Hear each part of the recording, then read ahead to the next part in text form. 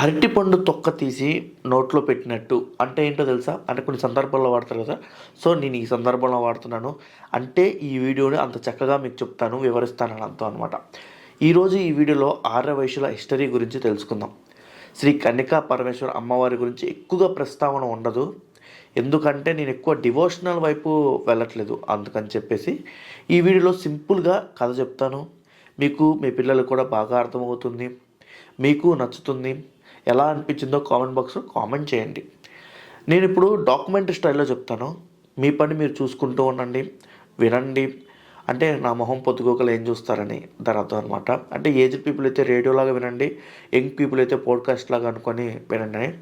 చాలామందికి తెలియదు ఏంటంటే శ్రీ కన్యకా పరమేశ్వరి అమ్మవారు పుట్టిన తర్వాత ఈ ఆరవైశ్యుల క్యాస్ట్ పుట్టిందని అనుకుంటారు. కానీ అమ్మవారు పుట్టక ముందు నుంచే యుగాల నుంచి ఉంది ఈ క్యాస్ట్. ఇది ఎలా చెప్తారు మీరు అంటారా? పెనుగొండ రాజశాసనాల్లో ఉందండి. కుసుమశ్రేష్ఠి కాలం ఈ శతాబ్దంలోనిదని మనందరికీ తెలుసు. సో చాణక్యులు ఈ శతాబ్దం వాళ్ళని మనందరికీ తెలుసు.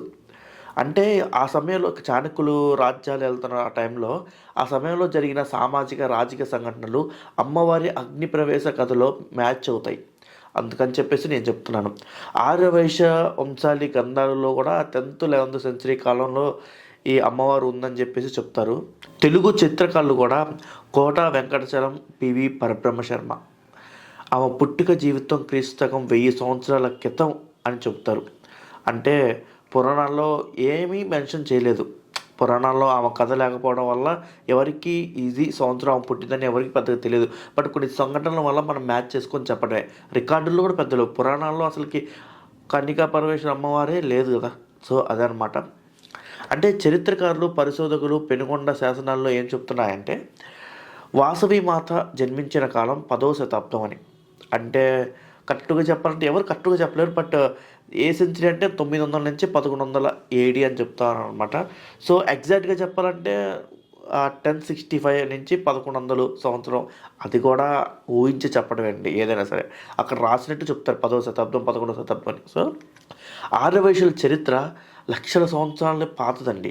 వాసవి అమ్మవారి పుట్టిక 1000 సంవత్సరాల కిందట ఘటన. అందుకనే ఆర్యవైశ్యులో ఆర్జన్ హిస్టరీలో అమ్మవారు మెన్షన్ కాలేదు. అంటే నేను ఫస్ట్ నుంచి ఈ క్యాస్ట్ ఎలా పుట్టింది అన్నప్పుడు అమ్మవారి పేరు గురించి అసలు అమ్మవారి పేరే రాలేదు. లేటర్ ఆర్యవైశ్యులు కల్చర్ హిస్టరీలో అమ్మవారు ప్రధాన దేవత అయ్యారు. అంటే తర్వాత చెప్పే కదా 10th సెంచరీలో అని చెప్పేసి. సో అంతకుముందు నుంచి ఉంది కదా క్యాస్ట్. సో అప్పుడు లేదు అమ్మవారు. సో ఇంకో వీడియోలో అమ్మవారి చరిత్ర చెప్తాను నేను. అమ్మవారి చరిత్ర చాలా బాగుంటుంది. కానీ జస్ట్ అలా కొంచెం బ్రీఫ్ చేస్తాను, ఇప్పుడు మీకు గుర్తు చేస్తాను అలా. ఎందుకంటే ఆర్యవైశ్యుల గురించి చెప్పేటప్పుడు శ్రీ కన్యకా పరమేశ్వర అమ్మవారి గురించి చెప్పకపోతే అది ఎందుకో వెల్త్గా ఉంటుంది.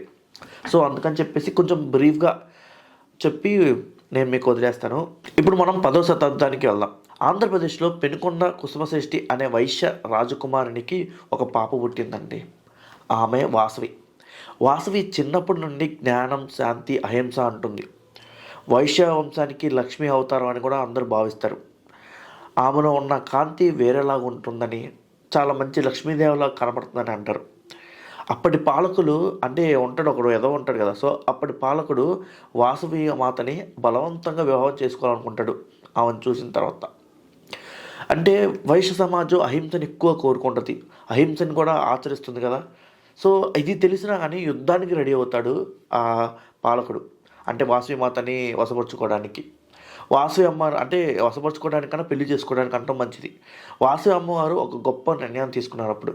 నా కారణంగా 1000 మంది చనిపోవద్దని చెప్పి ఈ యుద్ధంలో అహింసే ధర్మం అని అన్నారు కదా.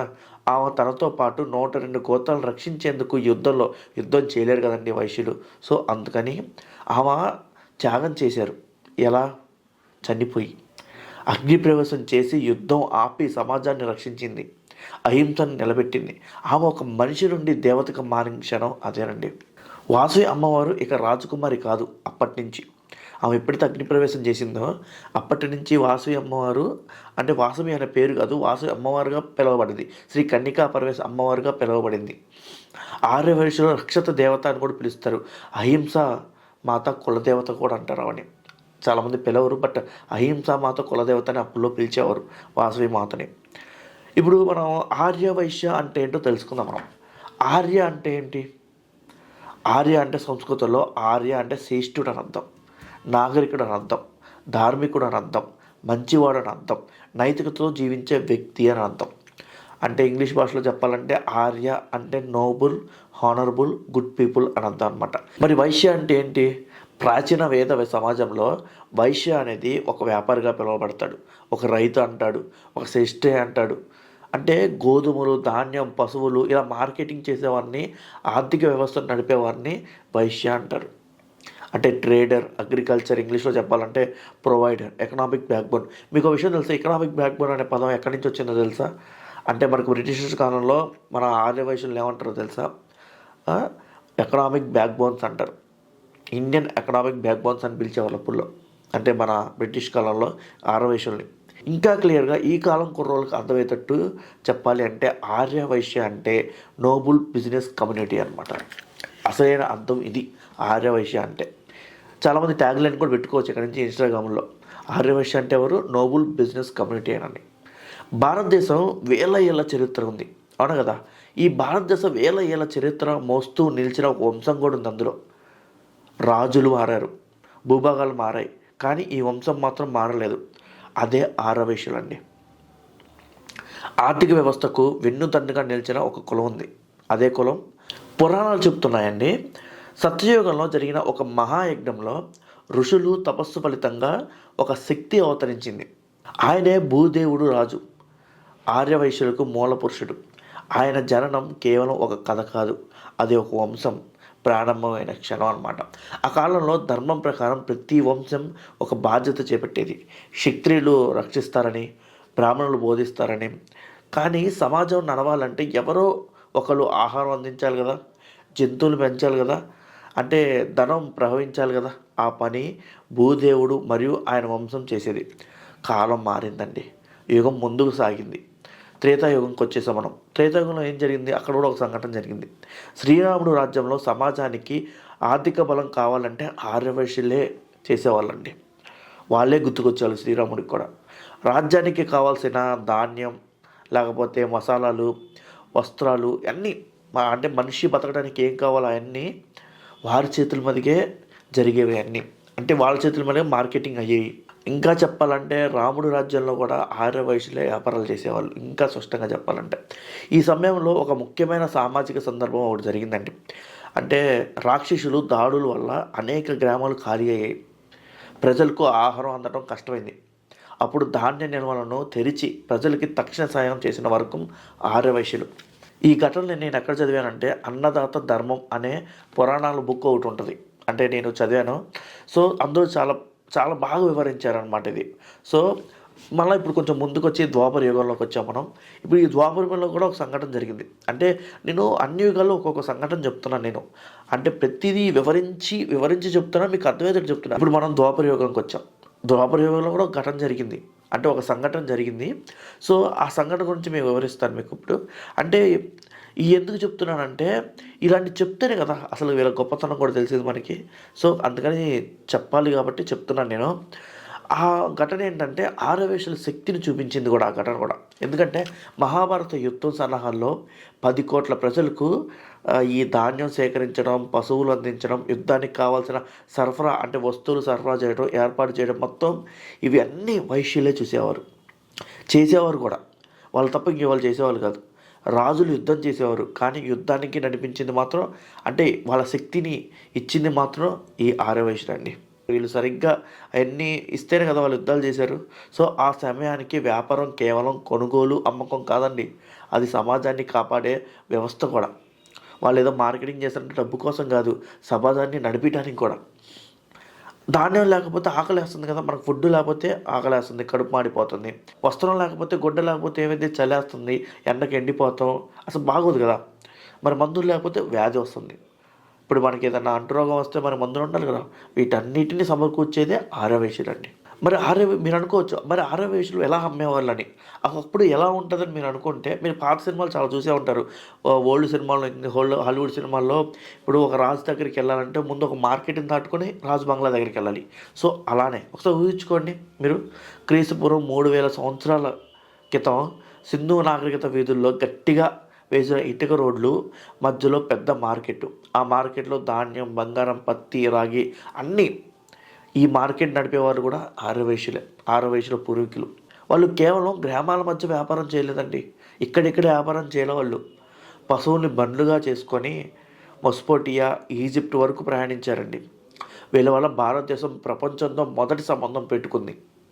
అంటే చూడండి, అంటే వీళ్ళు వ్యాపారం ఇక్కడే కాదు బయట దేశాల్లో కూడా చేశారని అర్థం. అదే సమయంలో ఒక కీలక సామాజిక మార్పు చోటు చేసుకుందండి. ఒక రాజ్యం బలంగా ఉండాలంటే 3 విషయాలు అవసరం: ఆహారం, ఆర్థిక వ్యవస్థ అండ్ వ్యాపార ప్రసారం. సో ఈ 3 బాధ్యతలు వైశ్యుల మీదే ఉండేవండి. మౌర్యులు, శాతవాహనులు, తర్వాత గుప్తులు, ఇన్ని రాజ్యాలు వచ్చాయి. ప్రతి రాజ్యంలోనూ ఒక స్థిరమైన వర్గం మాత్రమే తన శక్తిని మార్చుకోలేదు. అదే ఆర్యవైశ్య సమాజం. రాజులు అధికారంలో ఉన్న మార్కెట్లు మాత్రం వైశ్యులు నడిపేవారు. ఇప్పటికీ యూనియన్ లాగా ఉంటాయి కదా, ఫ్యాక్టరీ యూనియన్స్ లాగా, అలా ఒకప్పుడు ఉండేది తెలుసా వీళ్ళ మధ్య. చాలా బలంగా ఉండేవాళ్ళు వాళ్ళు. అంటే ఫర్ ఎగ్జాంపుల్ ఎలా ఉండేదంటే, ఒకప్పుడు ఎలా ఉండేదంటే అండి, ఒక్కరికి కష్టం వచ్చిన అందరూ ఆదుకునేవాళ్ళు. అలా ఉండేది. అంటే అప్పుడు కూడా ఉండే సంఘాలు లైక్ గిల్లు అనే ఒక పేరుతో ఉండేవి. వాణిజ్య సంఘాలు అనమాట. ఇవన్నీ గిల్లు, శ్రేష్ఠులు, గిల్లు అనే ఒక సంస్థలు ఉన్నాయి అప్పుడు సంఘాలు. ఈ భారత ఉపఖండంలో మొట్టమొదటి ఆర్థిక సంస్థలు అనమాట. ఇవి ఎవరు నడిపేవారు అని అడిగితే సమాధానం ఒకటే. ఇంకెవరు నడుపుతారు? మనం ఎవరి గురించి చెప్తున్నాం, వాళ్ళకి ఆర్యవైశ్యులు. వీళ్ళు కేవలం డబ్బు సంపాదించడం మాత్రమే కాదండి, సంఘం మొత్తం కోసం పనిచేసేవారు. ఒక వ్యాపారి నష్టపోతే గిల్లు అతన్ని రక్షించేది. ఇది కాలానికి ముందున్న ఆర్థిక భద్రత వ్యవస్థ. కానీ ఇప్పుడు మన పక్క షాపోడు ఈడు ఎప్పుడు వెళ్ళిపోతారు అబ్బా, ఈడు కొట్లోకి ఇది అంతమంది కష్టపడి వస్తున్నారు, ఇదే అంది. పక్కనోడు షాపు సాగపోతే వీడికి హ్యాపీ అనమాట. ఇప్పుడు కుళ్ళుకుంటూ ఎవరిని వాడు నాశనం చేసుకుంటున్నారండి. మధ్యయుగాల్లో ముస్లిం రాజ్యాలు స్థాపించబడ్డాయి. అంటే బజార్లు రూపులు మారాయి, నగరాలు పెరిగాయి, కానీ బజార్లు యజమానులు మాత్రం మారలేదండి. వ్యాపారానికి నేర్పు, నమ్మకం, వీటన్నిటి ఆర్యవైశ్యులు శతాబ్దాలుగా కాపాడుతూ వచ్చారండి. ఇప్పుడు బ్రిటిష్ యుగంలో, ఫర్ ఎగ్జాంపుల్ బ్రిటిష్ కాలంలో కూడా మరో పెద్ద మార్పు జరిగింది తెలుసా. రైల్వేలు వచ్చాయి, పోర్టులు నిర్మాణం అయ్యాయి, దేశం మొత్తం ఒకే మార్కెట్గా మారింది. ఈ మార్పులు మొదటగా అర్థం చేసుకున్న వర్గాలు ఎవరో తెలుసా? ఆర్యవైశ్యులు. అర్థం చేసుకొని వాళ్ళలాగా వ్యాపారం చేయడం మొదలుపెట్టారు. వీళ్ళు పట్టణాలకు వచ్చి హోల్సేల్ మార్కెట్లు పెట్టారు. పత్తి, బియ్యం, పసుపు, నూనెలు, అన్ని ఇంగ్రీడియంట్స్ అన్నిటినీ వీళ్ళ చేతిలోకి తీసుకున్నారు. చేతిలో తీసుకోవడం కన్నా వీళ్ళకి మార్కెటింగ్ చేయడం అంటే వీళ్ళకి పుట్టుకతో ఉంది కాబట్టి అలా మార్కెట్ చేశారు. బ్రిటిష్ ప్రభుత్వం కూడా వీళ్ళ ఆధిపత్యాన్ని కాదనలేకపోయింది, ఎందుకంటే వీళ్ళ తెలివికండి. సో బ్రిటిష్ ప్రభుత్వం అప్పుడు వీళ్ళకి ఒక బిరుదు ఇచ్చింది. ఇప్పుడు ఆ ఆర్యవైశ్యులు అసలు ఈ బిరుదు వీళ్ళకి ఇచ్చారని తెలుసో లేదో తెలియదు, బ్రిటిష్ వాళ్ళు మాత్రం ఇచ్చారు. ఇది అసలు తెలియదు ఈ కాలం కుర్రోళ్ళకి ఆ బిరుదు ఏంటో. ఇండియన్స్ మర్చెంట్ బ్యాక్బోన్ అండి అని పిలిచేది తెలుసా. ఆ బ్రిటిష్ వాళ్ళు ఆర్యవైశ్యుల్ని ఇండియన్స్ మర్చెంట్ బ్యాక్బోన్ అని పిలుస్తారండి. మనం వెన్నుముక్క భారతదేశానికండి, వ్యాపారానికి వెన్నుముక్క మనం. స్వతంత్రం తర్వాత కూడా భారతదేశం మళ్ళీ మారిందండి. అంటే పాత రాజ్యాలు లేవు, అంటే ముస్లిమ్స్ రాజ్యాలు లేవు. తర్వాత బ్రిటిష్ కాలం, ఈ రూల్స్, ఈ పత్రికలు మొత్తం మారిపోయాయి, కానీ విలువలు మాత్రం మారలేదు తెలుసా వీళ్ళకి. కానీ ఎప్పటికీ వీళ్ళు వ్యాపారం చేస్తారు, కానీ వ్యాపారం విలువలు మాత్రం మర్చిపోలేదండి. అహింస, దానం, వినయం, ఈ 3 విలువలు ఆర్యవైశ్యులు అనే దానికి అర్థం అండి. వీళ్ళు చిన్న పల్లెల్లో కూడా కిరాణా షాపులు పెడతారు, పెద్ద నగరాల్లో ఇండస్ట్రీలు పెడతారు. ఈ విషయం మాత్రం మారదు. ఎక్కడికి పోయినా వీళ్ళు వ్యాపారం చేయడం మాత్రం మారదు. ఎక్కడొక్కడ బ్లడ్లో ఉంటుంది వీళ్ళు జాబులు చేసినా ఏది చేసినా వ్యాపారం చేయాలని. ఎందుకంటే వీళ్ళు నిజాయితీగా చేస్తారు. వీళ్ళు ₹1 లాభం తీసుకుంటారు, అంతేగాని మోసం చేద్దామని చూడరు. ఇప్పటి కాలం మారిందంటే ఇప్పటి కాలం గురించి నేను చెప్పట్లేదు. ఒకప్పుడైతే వీళ్ళు ఏదంటే అదండి అక్కడ రాజ్యంలో. ఎందుకంటే మార్కెటింగ్ వీళ్ళకి మాత్రమే తెలుసు. అంటే వీళ్ళ వంశం వీళ్ళకి నేర్పిన నైతికత అది. 1000 సంవత్సరాల యాత్ర అండి వీళ్ళది. ఇప్పుడుది కాదు, 1000 సంవత్సరాల నుంచి వచ్చింది క్యాస్ట్ వీళ్ళది. సత్యయుగం నుంచి ఆధునిక యుగం వరకు, ఈ కలియుగం వరకు రాజ్యాలు పడిపోయాయి, సామ్రాజ్యాలు మాయమైపోయాయి, కానీ ఈ వంశం మాత్రం నిలిచింది, సమాజాన్ని నిలబెట్టింది కూడా. అదే ఆర్యవైశ్యుల చరిత్ర. ఈ పురాణ కాలంలో ఒక ముఖ్యమైన సమస్య వచ్చిందండి. ఒక వంశంలో అందరూ ఒకటే కుటుంబంలో ఉండటంలో పెళ్ళిళ్ళు, రక్త సంబంధాలు కలిసే ప్రమాదం పెరిగింది. అంటే జరిగింది కూడా ఒకప్పుడు. అంటే అది ఎలా అంటే చెప్పాలి అంటే ఫస్ట్లో ఏం జరిగిందంటే ఒకే వంశంలో పెళ్ళిళ్ళు చేసుకునేవాళ్ళు, ఒకే రక్తాన్ని కూడా పెళ్ళిళ్ళు చేసుకునేవాళ్ళు. సో అలా జరగడం వల్ల సమస్యలు వచ్చాయి. అప్పుడు ఋషులు ఒక పరిష్కారం సూచించారు. ప్రతి కుటుంబం తన మూల మహర్షి పేరుతో ఒక గోత్రాన్ని తీసుకురావాలని. సో గోత్రం అంటే ఒక మహర్షి నుండి వచ్చిన వంశం అనమాట. పురాణ కథ ప్రకారం ఆర్యవైశ్యులు ఆదిపురుషుడు భూదేవుడు రాజు ఆయన యజ్ఞంలో 105 మహర్షులు పాల్గొన్నారు. ఆ మహర్షుల పేర్లు ఆర్యవైశ్య గోత్రాలుగా మారాయి. అంటే ప్రతి గోత్రం ఒక మహర్షి యొక్క వంశ పరంపరను సూచిస్తుంది. ఇది కేవలం పేరు కాదండి, వంశ వృద్ధి కోసం పెట్టిన ఆధార చిహ్నం. సో ఎందుకు 108 గోత్రాలు ఉంటాయంటే, ఈ 108 అనేది అచ్చొచ్చిన నెంబర్ అనమాట ఆధ్యాత్మికంగా. సో డివోషనల్ పరంగా కూడా కొంతమంది 102 అంటారు ఆర్యవైశ్యులు, కొంతమంది 105 గోత్రాలు అంటారు. కానీ చాలామంది ఆర్యవైశ్యులు 108 గోత్రాలు అని పిలుస్తారు. ఎందుకంటే హిందూ ధర్మంలో 108 అనేది పవిత్ర సంఖ్య అండి. 108 అనే సంఖ్య యథార్చికం కాదు. ఈ సంఖ్యకు అద్భుతమైన ఆధ్యాత్మిక కారణాలు ఉన్నాయండి. ఫర్ ఎగ్జాంపుల్గా మీకు చెప్తాను. 108 ఉపనిషత్తులు ఉంటాయి, 12 రాసులు, 9 గ్రహాలు ఉంటాయి. సో 12 × 9 = 108 అనమాట. సో ఇప్పుడు మనం మాల జపం చేస్తూ ఉంటాం కదా, సో అది దాంట్లో కూడా 108 ఉంటాయి. సో అంతేకాకుండా 108 నాడులు హృదయానికి చేరతాయండి, తెలుసు కదా మీకు. సో అందుకే ఆర్యవైశ్యులు కూడా ఈ గోత్రాలు 108 పవిత్ర సంఖ్యను ఆచరిస్తారండి. సో ఇంకా చాలండి, వీడియో చాలా పెద్దది అవుతుంది, చాలా చెప్పేశారు అనుకుంటా. ఇంకా మరి బోరు కొట్ట నేను సో చరిత్ర చెప్పాలి కానీ అది అర్థం అవ్వాలి. అందుకనే ఈ వీడియో నేను ఇంత నిదానంగా ఇంత స్పష్టంగా చెప్పాను. ఈ వీడియో చూసిన వాళ్ళు ఒక లైక్ వేసుకోవచ్చు కదా, ఒక కింద కామెంట్ మీ అభిప్రాయం చెప్పొచ్చు కదా. ఆర్యవైశ్యులు ఉంటే ఖచ్చితంగా మీ అభిప్రాయం పంచుకోవాలి. మీ గురించిగా చెప్పింది నేను. సో మీ అందరికీ థ్యాంక్స్ అండి నా వీడియో ఇక్కడ వరకు చూసినందుకు. సో దయచేసి మీ ఫ్రెండ్స్కి, మీ కొలీగ్స్కి, ముఖ్యంగా ఆర్యవైశ్యులు మీ ఫ్రెండ్స్కి మీ గ్రూపుల్లో షేర్ చేయండి, వాళ్ళు కూడా తెలుసుకుంటారు. సో మళ్ళీ కలుద్దాం వేరే వీడియోలో.